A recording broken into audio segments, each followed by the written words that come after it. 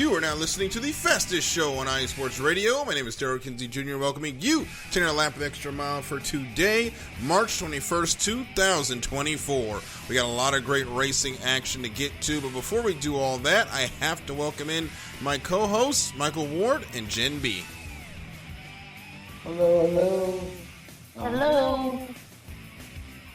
Christopher Lehman will join us next week, but it was a wild week in Bristol. We also had some great racing in IMSA with Sebring. This week we've got NHRA coming up in Pomona, and a lot of Formula One news to get to. Some of it even on the racetrack, but we'll go ahead and get started. And of course, as we're going in, it's March Madness right now. Day one of the March Madness NCAA basketball tournament started today. I did not get a chance to watch a single minute of it. I don't know if you guys got a chance to watch any, but the March Madness for NASCAR was at Bristol on Sunday because that was probably the worst tire wear I have seen since the Brickyard in 2008.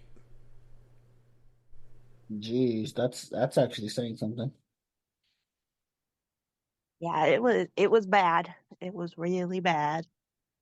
Yeah, Jen, I don't know. Blown tires, cars losing half their front ends, back ends. It was crazy. It was a race that was...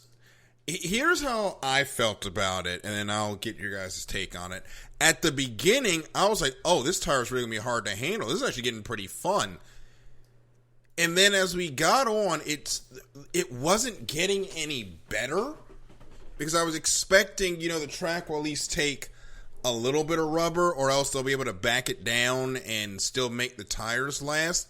They were running at one point 2 to 3 seconds off of the normal race pace, and the tires were still not lasting. And what took the race from exciting to farce for me was that last stage where nobody wanted to pit. So the entire field is like running at a quarter speed, begging for a caution. And at that point I went, yeah, this is not exciting anymore. This is just ridiculous.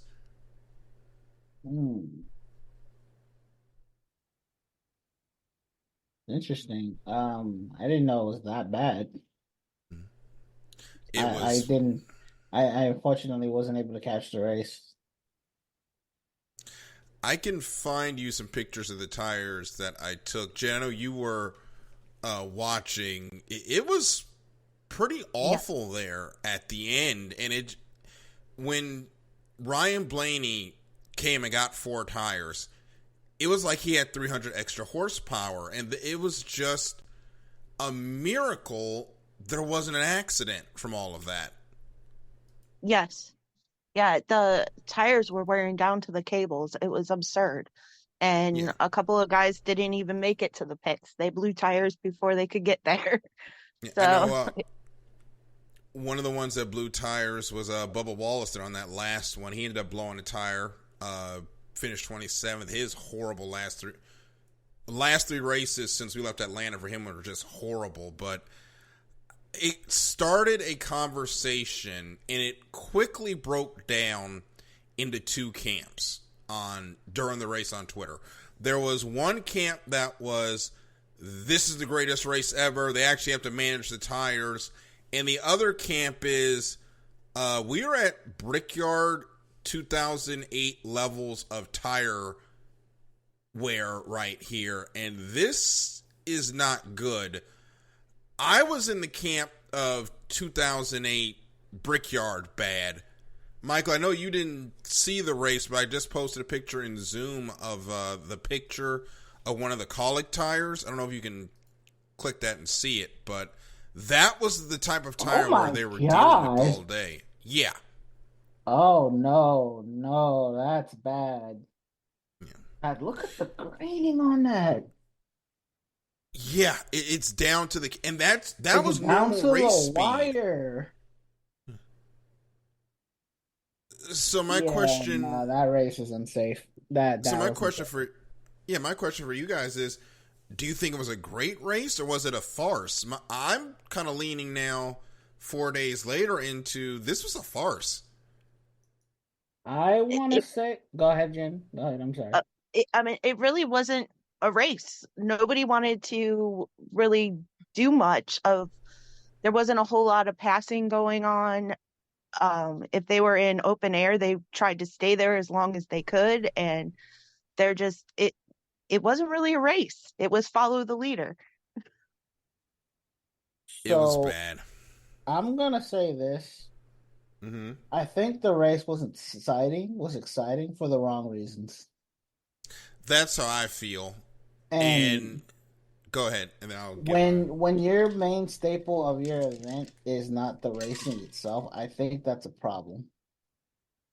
We have that problem with Formula One all the time. But as far as NASCAR is concerned, when it comes to this, if this was a bigger track, say this was Vegas or even Phoenix 2 weeks ago, this would have been the worst race for NASCAR in a decade. In nearly a decade. No, over a decade, sorry. This would have been on par with the 2008 Brickyard 400. That was the race where Goodyear just got the tires all the way wrong with the first year of the COT, and they were only lasting 10 laps before they were exploding. If this was Vegas, someone would have got hurt. And they Definitely. can't bring a tire like that again. Nah, they gotta definitely do some more research on that tire because that was, and it's Bristol too. That's another thing. I mean, shows what I know, but you would think Bristol wouldn't be too hard on tires. Well, here is the reason, a couple of reasons why. We haven't run on concrete at Bristol in the spring in a few years now because we've been doing the dirt race. Right, that We could be a factor. Yeah. we also haven't run in temperatures this cool with this tire because this Mhm. tire is the tire they used in the fall race where it was a lot hotter because it's in August compared to March. And I think it was in the 90s when they ran last fall. We call it last fall, last summer. Um, no, it was September last year. I'm sorry, it was because it was a playoff race, but it was 58 degrees on Sunday. I think that affected the way this tire didn't take rubber as well because the cooler it is, the less the tire really rubbers in, and that's a Hmm. problem when it comes to concrete because with the concrete racetrack like Bristol, the tire puts all that rubber down, but during caution, it pulls it up. The problem is they weren't putting much rubber down to begin with. So what little rubber was going down during the cautions, there were a fair few, was getting pulled right back up, and the track never had an opportunity to rubber in. Yeah, that could definitely be a problem there, Daryl. And those the tires needs to have that rubber in effect so they can last long and they grip to the track a little bit more. So uh I guess you're right. Maybe it was the fact that we haven't run this race in the spring in a while, Mm-hmm. and Goodyear just didn't bring the right tire compound And and just folks are, got it all wrong. yeah, Denny Hamlin, by the way, ended up winning the race, led 163 laps. A lot of folks were talking about Goodyear shouldn't change the tire. Folks, they cannot run this tire like that. This Yeah, this could have got somebody very hurt. So they're yeah, going to that's a make serious some concern. changes to the tire. But we did have some news out of NASCAR this week. The biggest news was that NASCAR bought Bowman Gray Stadium, and they're gonna or the racetrack Bowman Gray Stadium, and they're going to take on day-to-day runnings of the racing operation there. They will be partnering with the town of Winston-Salem, North Carolina, until 2050. That is also the stadium where the Winston-Salem State University Rams, who are in the CIAA, and the College of Raja Caruth in the Truck Series play their football games. So it is still an active football stadium during the football season, and it's still a active motorsports venue. I am happy NASCAR has bought this track. Jen, do you have any knowledge of Bowman Gray before I go into this little rant I'm about to do now? I do not. Okay. Bowman Gray, they like to call the Madhouse because they like to do more demo derby than actual racing. Michael's been around enough to hear my rants on Bowman Gray Speedway and how it's not a racetrack, but it's basically down to there's about 3 or 4 families that are at this track. They don't like each other, and they take $100,000 cars and basically commit vehicular manslaughter or attempted vehicular manslaughter every week, and folks just fill the grandstands to see them go run and bash into each other with $100,000 race cars. Now that NASCAR has this facility, the one thing I want them to do is clean that up. Because Bowman Gray is an embarrassment to motorsports. It is an embarrassment to short track racing. And that stuff has to stop. And hopefully now that NASCAR owns it, we won't see these videos every week of somebody driving across the grass with the front end crumpled and bashing into the leader, then them jumping out and having a fist fight, which I wish I was being hyperbolic with that, but I'm underselling for you some of the stuff that happens at Bowman Gray. It is a disaster area. So it's like $100,000 bumper cars? Basically. That's basically how it is. People are crazy. It's like Lincoln Financial Field was a racetrack. That's the best way I can say it. Except for they don't throw snowballs at Santa. Actually, there it would be beer cans. But anyway, this week we're going into Circuit of the Americas in Texas. That is the road course where the Formula One will run the United States Grand Prix later this year. And it's also, Jen, this is a place that Michael and I love to see NASCAR at because when you get further ingrained in this, Formula One fans have this thing about, and Formula One in general, has this thing about track limits where there's the white line and you can't go outside of it, or it's like a major war crime and Esteban Ocon gets a 5-second penalty because of it. But NASCAR does not, when you watch this race, you will see very clearly, NASCAR does not care about Formula One track limits. If it is paved, they will run on it. It's fair game. Yeah, if except for in the S's. That's the only place where they enforce track limits. If it is paved, they're going to run on it. And one of the turns where you're really going to see it, it's right before the long straightaway. I do not know the Circuit of the America turn numbers, but it's a left-hander down the long back straightaway. They're going to be, they're going to be about 30 feet into the runoff area to take that corner because our cars just can't make that turn. So they're just going to widen out the turn, go 30 yards off the track, and then come right back on over the rumble strips, and it's going to be glorious. And I just wonder how many Formula One fans see that and just have an aneurysm. Oh, they have an aneurysm on Twitter when the race is going. You'll see it. They hate it so much, and we just love it. I'm just like, y'all are hilarious.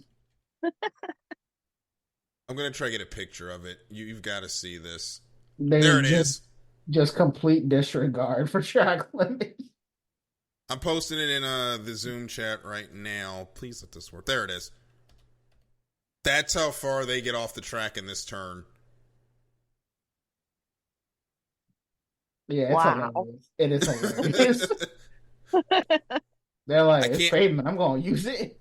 I can't use the word, but forget your track limits. That's what we say. Yeah.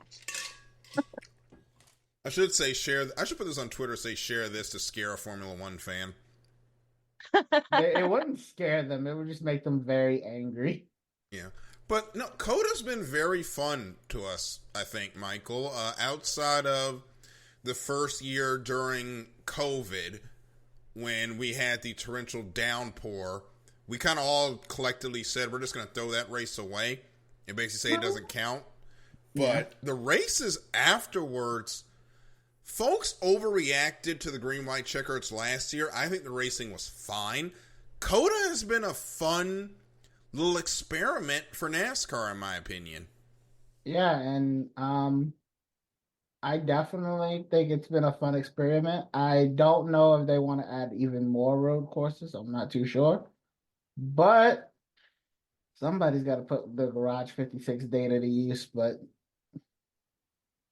I'm not, that's just me right now. But They've got to do an exhibition lap with the Garage 56 car here, right? I'm Like, telling you, like I've said it every time that car became a thing. mm-hmm, Bring NASCAR, the Cup Series, right? mm-hmm. It's time we go to Europe. Everybody in France said they loved the NASCAR Cup car. They loved it. They loved the engine sound, everything. Let's talk about going to Europe. Exhibition race in Europe. I'm here I, for it. I don't know about anybody else, but that's just me. and Jen, so you're not lost. Here's the Gen 56 car. This picture is not photoshopped, by the way, in any way. Oh, are you about to show her the picture? Not. I'm about to show her that one afterwards, but go ahead and take a look at that one. Okay. Yeah, it doesn't look like it belongs, doesn't it? Yeah. And then there's the picture. Look at it in the background. Wow. So they took this car, which They look like Legos compared to yeah. it. So Jen, what this was is they took a heavily modified NASCAR Cup Series Camaro, basically turned it into a GT3 car, took it to Le Mans last year, the 24 Hours of Le Mans, which is the world's biggest endurance race, and completed the race with it as part of NASCAR's Diamond Anniversary. It was a lot of fun to watch as a NASCAR fan. The French fans absolutely love this car. It looks completely out of place, which I thought was hilarious. And then we got this wonderful picture that I still can't believe is not photoshopped of it sitting in the middle of all the prototypes. They wants look to like eat Legos. all of them. Yeah. But yeah, since it did so well and it actually completed a good amount of laps before it had, some issues where it had to go to the garage, get fixed up and go back out. Yeah. I actually think, shoot, let's have a NASCAR exhibition race in Europe. I'd be okay with it. What happened with the Garage 56 car, if you remember, is unfortunately the transaxle broke with 2 hours to go. They were able to fix it, got it back out there, and they were able to finish the race. But I would love for them to take this, all the data that NASCAR gained from this, incorporate it into the road course package, and then throw this to the NASCAR Europe teams if you can, without massively exploding their budgets, and say, have fun, guys. It would be incredible to see them run this. But Circuit of the Americas will be on Sunday, and the last few finishes here have been incredible. Tyler Reddick has won a race here. Tyler Reddick won a race there. The couple of years ago, where AJ Allmendinger, Ross Chastain, and them were going at it the first year without rain. Coda has put on a show for NASCAR, and if you want to see NASCAR on a road course at its best, you do not want to miss this race on Sunday. You definitely do not want to miss this race on Sunday. Yeah. So we're going to take a quick break. When we come back, we're going to talk a little bit more about NASCAR and road courses and get into Formula One, where no news would be good news for this industry. I'll explain on the other side of this break here on the Extra Mile on iSports Radio, your direct feed for all that is sports.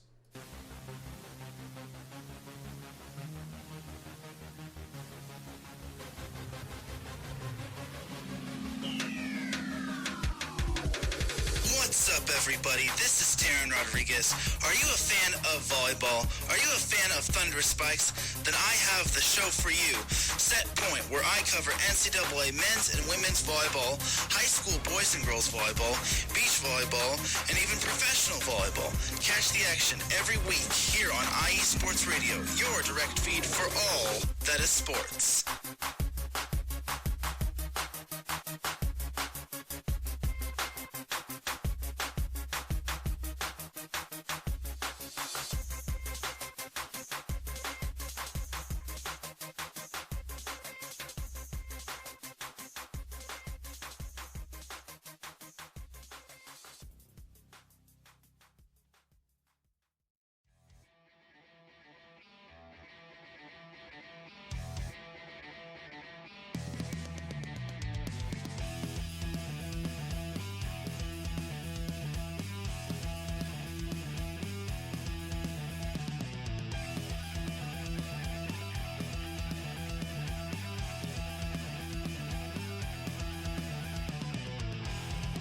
It's IE Sports Radio. It is your direct feed for all that is sports. It is Philly Sports Talk with Cash and Chris every Tuesday night right here on IE Sports Radio, your direct feed for all that is sports. Philly Sports Talk with Cash and Chris is the most comprehensive view on Philadelphia sports exclusively right here on IE Sports Radio. You know what it is, your direct feed for all that is sports. Tuesday night, IE Sports Radio, Philly Sports Talk with Cash and Chris.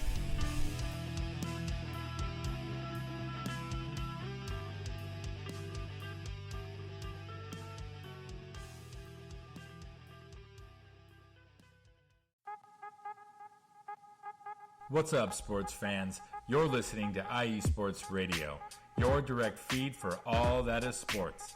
I'm your favorite West Coast Wisconsinite, Bernie Bango, and if you're a cheesehead, come listen to my show, Big Cheese Sports, where we road trip around America's Dairyland, previewing, reviewing, predicting, debating, and digging into all that is Wisconsin sports at the college and pro levels. Join me on IE Sports Radio, Sundays at 1 p.m. Central Standard. Bernie out.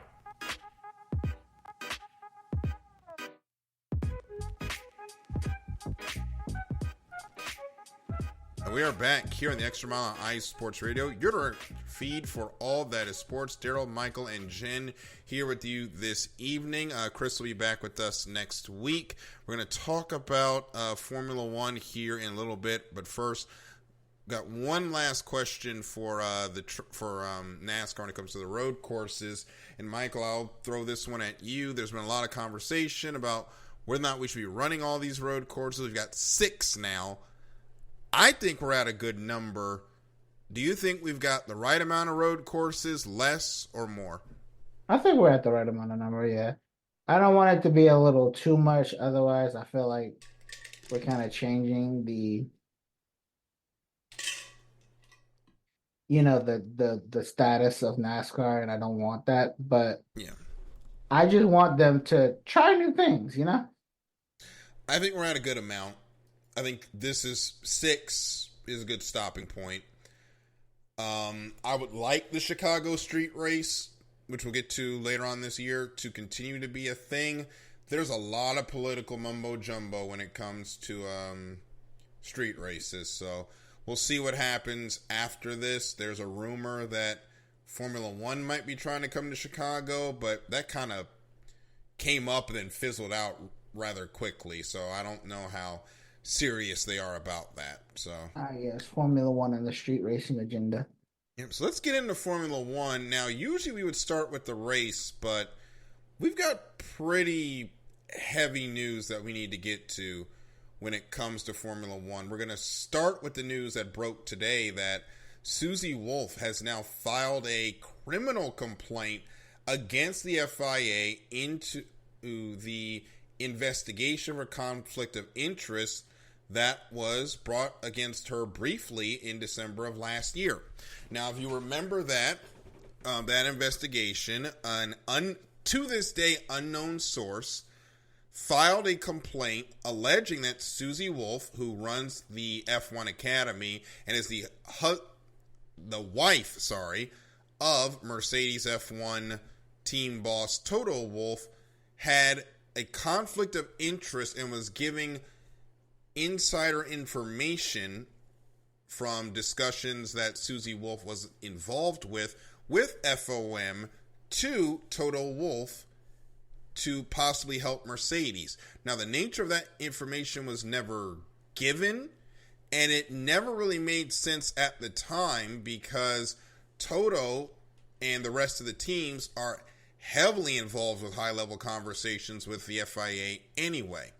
When it came out, all 10 teams pretty much at once put out a statement saying they had nothing to do with bringing this investigation and celebrated Susie Wolff running the F1 Academy and Formula One, feeling the intense pressure from fans, the teams themselves, and the media pushed the investigation off to the side. Obviously, Susie has not let it go. She has now filed a criminal complaint into this case with the French courts against the FIA. And Jen, Michael, this is just another example of the unfortunate dark side of Formula One where the politics just seem to overshadow what should be the pinnacle of motorsport every time. Yeah, it's crazy. I think we've talked more so about what's happening off track than on track, though. Yeah. Well, when the on-track product is so poor, it just leaves all of that nastiness from off the track right in front of everyone, and we've seen it. They've talked about the decline in ratings here in the United States watching the races. The social media interaction with Formula One posts is down. Jen, I know I sent this to you earlier today. We were talking about it off air, just how much of a problem this is for Formula One. What's your take on all of this? It seems like Formula One and even the FIA have a problem with women in the sport. And they're trying to, they're behind the scenes trying to put a stop to it and trying to place the blame on everybody else, but they're not succeeding because the women have support. And I think it's good that the women have support in Formula One and the FIA in general, but I really feel like we could be doing more. Back when Caitlin and Lita were on the show, and Michael, you will probably remember these conversations. We talked about when the W Series started. It got ugly, the conversations that we had, but the four of us at the time were in agreement that money should have been spent in a much different place than it was, where you've now segregated the women in these F3 cars. I think they're either F4 or F3. I don't remember what type of cars they are now. You've separated them from the main series and kind of like tucked them off in this corner where you can't really watch the races unless you have F1 TV. So they're not even on live television. So it's like, yeah, we got this feeder series for women trying to get into Formula One, but nobody can see it. So is it really happening? And then the W Series just had no support from the start. Formula One didn't want to touch it because it wasn't theirs. And there is still rampant sexism in the motorsports industry. Sorry to burst people's bubble. It's still there. If you don't believe me, go read anything under a Haley Deegan post on Instagram. I dare you. Oh man. I dare you to read what's under her post without getting sick. But back to Formula One. You have this issue with whatever happened with Susie Wolf or whoever leaked it. Red Bull, and we've talked about this issue at length the last couple of weeks with the alleged sexual harassment by Christian Horner. The accuser in that case has now filed a claim with Formula One. Apparently she made 2 calls to the Formula One hotline. They were not answered. And now she is pretty much gearing up for war with Red Bull, is what it sounds like. Jen mentioned that she hired a PR firm off air, which means she's booting up to go to war. And this is going to get uglier than it already is. And it's unfortunate that, and I'll leave it at this and throw it to you guys.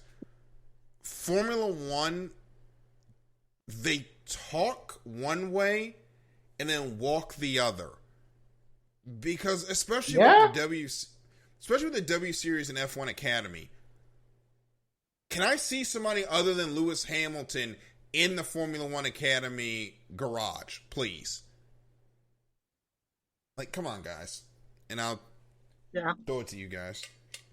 Yeah, everything I read when I was looking further into it after I read the article you sent, every comment made by anybody in her defense was Lewis Hamilton.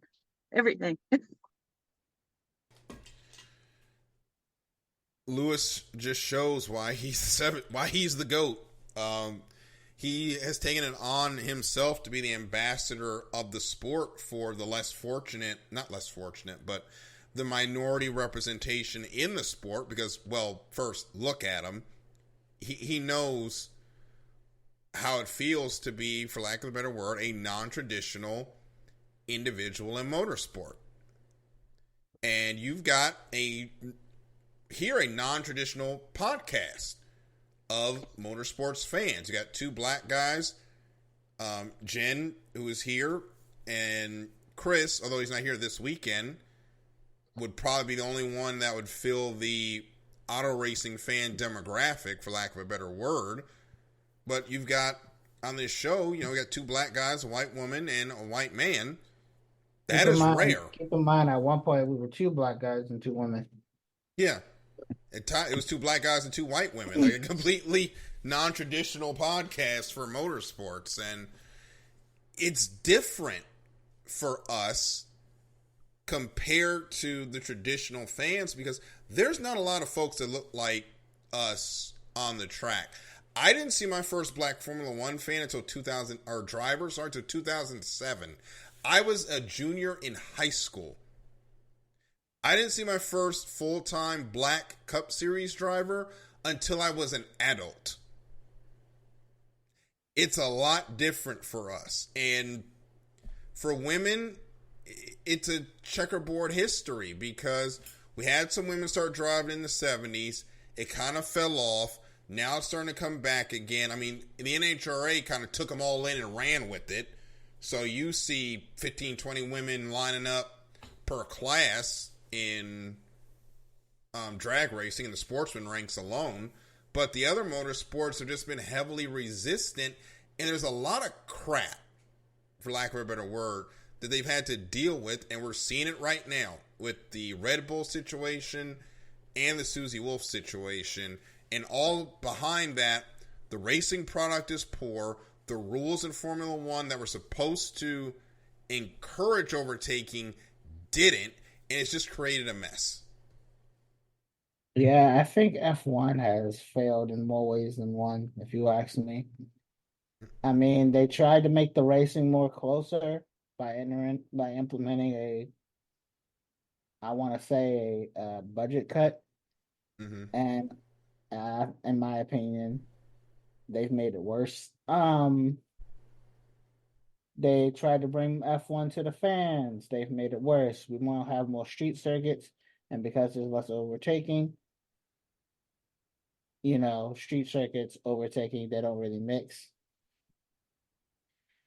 And, the situation with Red Bull, Formula W, it's just they've done a lot of things wrong since they've swapped over from Ecclestone. And I'm not gonna say Ecclestone would have been better, but for right now, for Jesus lack of a Christ, he better would word, not have been.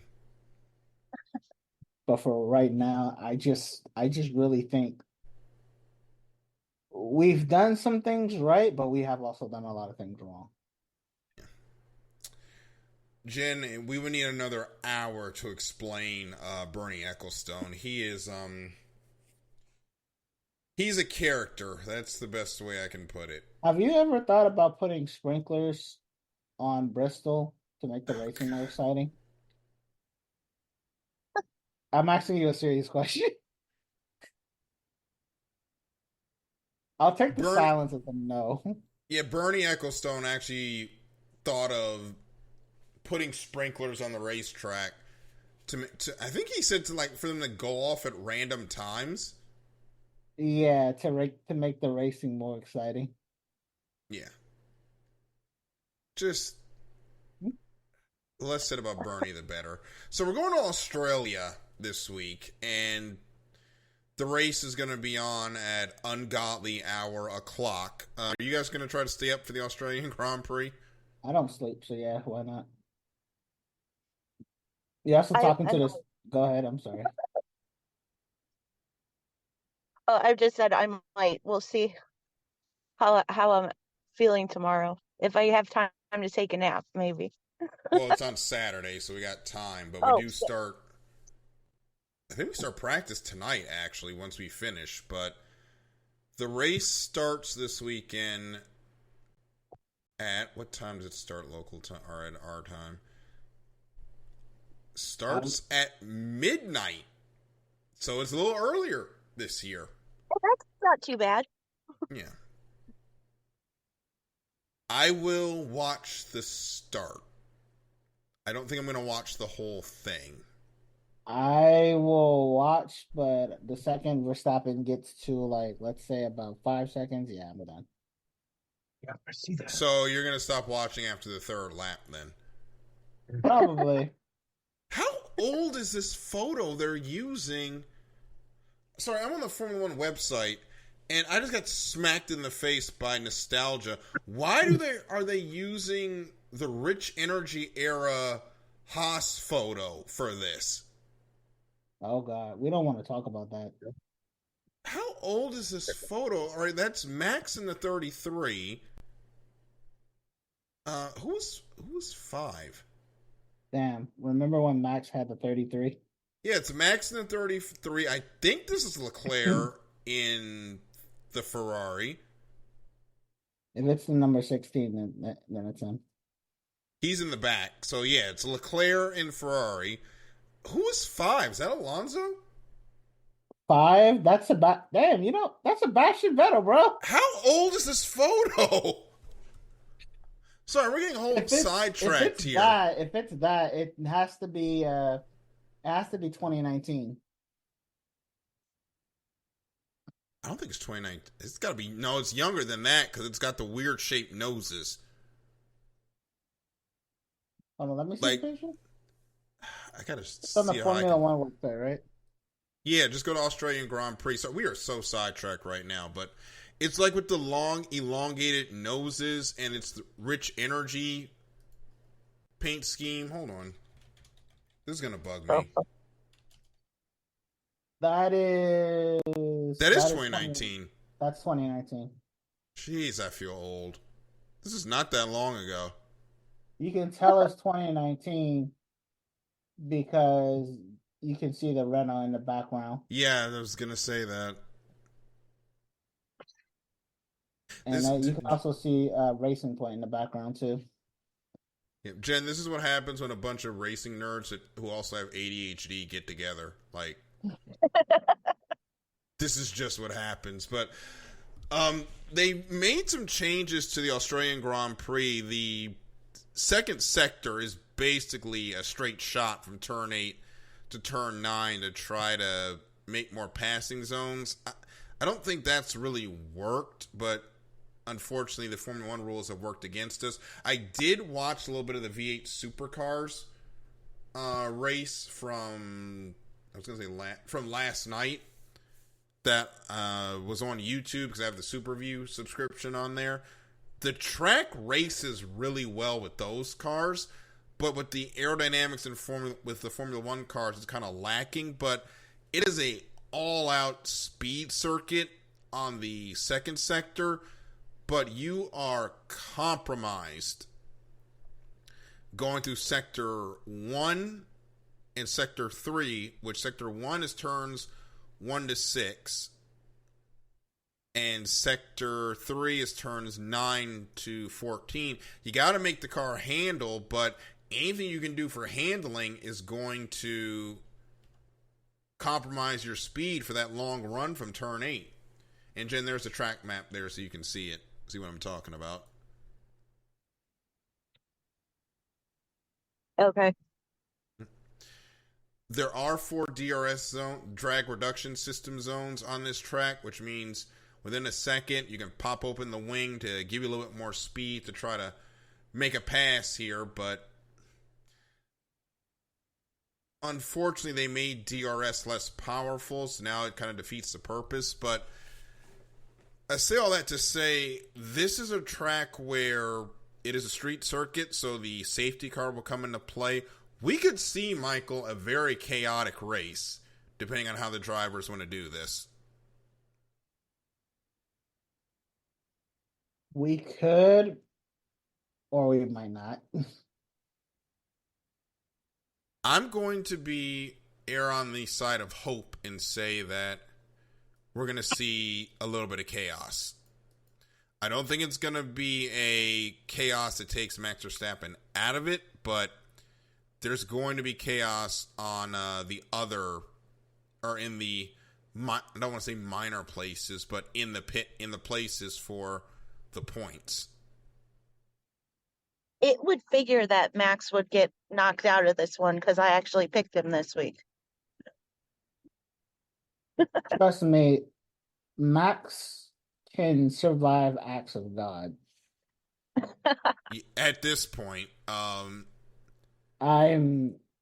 actually starting to think he might actually be like a second coming at this point, because we've all picked that man, and we have this thing called the IE Sports Radio curse, where if more than 2 people pick a person, something bad usually happens to the driver. It never happens to Max. Yep. So I don't know, he might actually be God. We'll see. Uh-huh. I don't know. He might end up at a Aramco Aston Martin, the way that's going. If he does, that's hilarious. Yeah, but we'll see. There's always rumors running around in Formula 1, so we'll see how that goes. We did have some sports car racing on Saturday. The 12 Hours of Sebring did not disappoint. Wayne Taylor Racing picks up its first win in 12 races. Over a year it's been since Wayne Taylor Racing stepped on the top step of the podium, Michael. But that was a hard-fought battle, which came down to the waning minutes between Cadillac and Acura. Yes, I believe it came to the last 8 minutes. Luis Delatraz managed to put a beautiful dive down on the inside of Sebastian Bourdais. Moved him around a little bit. Bourdais didn't like it, kind of got a little flustered, and Delatraz managed to get away. It was first of all, it was a great race. I think the funnest part to watch for me Mm-hmm. for Sebring was definitely GTD Pro because those guys are so close together talent wise Mm-hmm. that throughout the whole afternoon into the night, they're just lines just staring like right back, like right next to each other. They're like really close. I mean, GTD Pro and GTD AM, all they know how to do is put on bangers. So, Oh yeah, it was really good. I think another thing that happened during the race was we had a lot of incidents where the two top split of the car of the field, the hypercars and the LMP2s had issues hitting GTD Pro and the GTE, I think it's AM still. yeah. And yeah, those were becoming issues. First we had the major crash with Pippo Durrani. Here's what I will say about that Pippo Durrani move. He had a 12-second lead at that point. He did not need to make that move. Yeah, he He didn't. didn't. He didn't. He didn't. He should have been patient, and he still had a lot of time left. Mm-hmm. And that's the thing. It's like you have a lot of time. Not to say that you should take it easy, but the main staple of endurance racing is you save your stuff for the end. During most of these races, you are just logging laps until somebody tells you to push. Mm-hmm. So he's 12 seconds. He should have just took it easy, got around the GT. I think it was a Ferrari, Yes. and get around the Ferrari, and then he would have been solid. But instead, he chose to, you know, try to get past them as fast as possible. And these guys, they're big. Their cars are a bit wider. They have a little less grip, and sometimes it doesn't work out. We saw how that happened. Navigating the GT Pro field, it takes as much patience as it does skill. Yeah, they got to play nice with each other, and we're coming up to Long Beach in a couple of weeks, which will be the tightest circuit they'll race on together. It'll be the shortest race of the year, which I find funny that they go from their two longest races of the year to the shortest with this 100-minute sprint race that they're going to have on the streets of Long Beach. But that'll be time for them to calm down and really just be able to just go at it, Yeah, hammer and tong, which is always fun at the Acura Grand Prix of Long Beach. it's gonna be fun seeing these guys in anger, but we're kind of forgetting something, Daryl. Mm-hmm. The Lamborghini did finish. Yeah, that was. They also had no issues. They finished. They weren't the fastest, but they also had no issues. Yeah, Lamborghini. The thing for that team is they are a year behind everybody. Yeah. So they're trying to get caught up to where everyone else is. And what they needed to do was just come in, log a whole bunch of laps, not put the car upside down, bring it home in one piece. And they were able to do that. They qualified 8th, finished 7th on the day. And they had themselves a productive day. I think they had a very quiet and, like you said, productive day. They did what they were supposed to do, and I think that's going to help them out in the long run. And when you're not running the full season, you just have to come in, not get in anybody's way, and just run your race, run your program, and bring the car home in one piece.